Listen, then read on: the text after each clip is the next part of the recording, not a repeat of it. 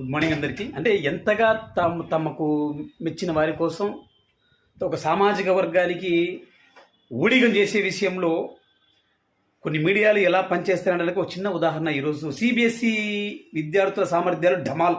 అంతర్గత మదింపు పరీక్షల్లో విస్తృతపోయే ఫలితాలు, ఆంగ్లంలో 77%, లెక్కల్లో 72% మంది ఫెయిల్ అని ఒక పత్రిక, అంటే వాళ్ళకి సంబంధించిన పత్రికలండి.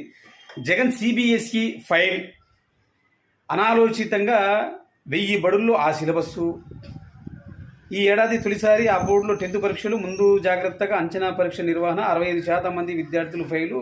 అంటే వాళ్ళకి ఇష్టం వచ్చినట్టు ఆ రెండు పత్రికలు సిబిఎస్ఈ మీద బాగా నీట్గా రాసాయి. ఎన్నో సమస్యలు ఉన్నాయి సిబిఎస్ఈ. అంటే సిబిఎస్ఈ సిలబస్ మనకొద్దా, ఇంగ్లీష్ మీడియం సిలబస్ మనకొద్దా?